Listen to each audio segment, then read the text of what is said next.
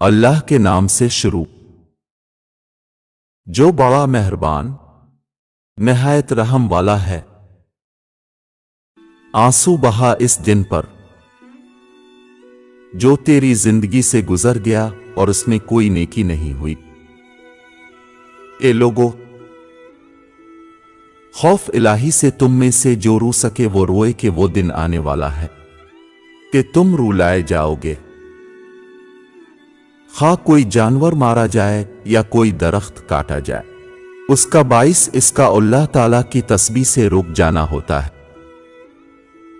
صالحین دنیا سے یک کے بعد دیگرے اٹھا لیے جائیں گے، صرف وہ لوگ باقی رہ جائیں گے جو اس طرح بیکار ہوں گے جیسے جو اور کھجور کا چھلکا، اور ان سے اللہ تعالیٰ کو کوئی تعلق نہ ہوگا۔ گلے اور شکوے سے زبان بند رکھو، راحت نصیب ہوگی۔ جس پر نصیحت اثر نہ کرے اسے سمجھ لینا چاہیے کہ اس کا دل ایمان سے خالی ہے۔ جو اللہ پاک کے کاموں میں لگ جاتا ہے، اللہ پاک اس کے کاموں میں لگ جاتا ہے۔ اخلاق یہ ہے کہ اعمال کا عوض نہ چاہے۔ مجھے یہ پسند تھا کہ میں بندہ مومن کے سینے کا ایک بال ہوتا۔ میں یہ پسند کرتا ہوں کہ میں ایسا درخت ہوتا جس کو کھا لیا جاتا اور پھر کاٹ دیا جاتا۔ کاش میں سبزہ کی طرح ہوتا کہ مجھے چوپائے چڑھ جاتے۔ اے مسلمانوں، اللہ پاک سے ڈرو۔ اچھی طرح یقین کر لو کہ وہ وقت قریب ہے جب ہر پوشیدہ بات ظاہر ہو جائے گی اور لوگوں کو معلوم ہو جائے گا کہ ہر چیز میں تمہارا کتنا حصہ ہے، تم نے کیا کھایا اور کیا چھوڑا۔ برے لوگوں کی ہم نشینی سے تنہائی بہتر ہے۔ سحر خیزی میں پرندوں کا سبقت لے جانا تیرے لیے باعث ندامت ہے۔ صدقہ فقیر کے سامنے عاجزی سے بادب پیش کر، کیونکہ خوشدلی سے صدقہ دینا قبولیت کا نشانی ہے۔ زندگی کی گردش اگرچہ عجیب امر ہے، لیکن اس سے غفلت عجیب تر ہے۔ مصیبت کی جڑ کی بنیاد انسان کی گفتگو ہے۔ عورتوں کو سونے کی سرخی اور زعفران کی زردی نے ہلاک کر رکھا ہے۔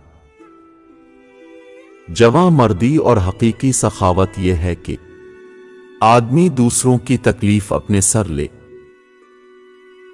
عقلمند کی پہچان کم گوئی ہے۔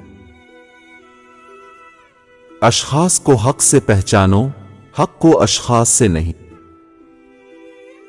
شریف آدمی دولت علم حاصل کر کے متواضع ہو جاتا ہے اور شریر علم حاصل کر کے متکبر ہو جاتا ہے۔ علم بغیر عمل کے بیکار سا ہے اور عمل بغیر علم کے بیمار سا ہے۔ مجھے نئے کپڑوں میں دفن نہ کیا جائے۔ نئے کپڑوں کے زیادہ مستحق وہ ہے جو زندہ ہے اور برہنہ ہے۔ انسان ضعیف ہے، تعجب ہے کہ وہ کیوں کر خدائے قوی کی نافرمانی کرتا ہے۔ پرہیز کرو، پرہیز نفع دیتا ہے۔ عمل کرو، عمل قبول کیا جاتا ہے۔ جس پر نصیحت اثر نہ کرے اس کا دل ایمان سے خالی ہے۔ مصیبت کی جڑ انسان کی گفتگو ہے۔ گناہ سے توبہ کرنا واجب ہے، مگر گناہ سے بچنا واجب تر۔ صبح خیزی میں مرغان سحر کا سبقت لے جانا تیرے لیے باعث شرم ہے۔ بوڑھا توبہ کرے تو خوب ہے، اور اگر جوان توبہ کرے تو خوب تر ہے۔ جوان کا گناہ بھی اگرچہ برا ہے، لیکن بوڑھے کا گناہ بدتر ہے۔ تو دنیا کا سامان جمع کرنے میں مشغول ہے، اور دنیا تجھ کو اپنے سے جدا کرنے میں سرگرم ہے۔ ہر چیز کا ثواب ایک اندازہ ہے، لیکن صبر کا ثواب بے اندازہ ہے۔ جو شخص دعوت توحید کی ابتدا میں فوت ہو گیا وہ بہت خوش نصیب تھا۔ امیروں کا تکبر کرنا برا ہے، لیکن غریبوں اور متحاجوں کا تکبر کرنا بدتر ہے۔ عام لوگ عبادت میں سستی کرے تو بری بات ہے، لیکن اگر علماء اور طلبہ عبادت میں سستی کرے تو یہ اور بھی زیادہ برا ہے۔ دولت آرزو کرنے سے حاصل نہیں ہوتی، بالوں کو خساب لگا کر جوانی حاصل نہیں ہوتی، دوائیں کھا کر صحت مند نہیں بنا جا سکتا۔ مردوں کا شرم کرنا اچھا ہے، لیکن عورتوں کا شرم کرنا بہت اچھا ہے۔ غریب اگر تواضع کرے تو اچھا ہے، لیکن امیروں کا تواضع کرنا بہت اچھا ہے۔ زبان کو شک و شکایت سے روکو، خوشی کی زندگانی عطا ہوگی۔ اللہ کے خوف سے اگر رونا نہ آئے تو رونے کی کوشش کرو۔ اللہ سے ڈرو اور اس کی ایسی تعریف کرو جس کا وہ سزاوار ہے۔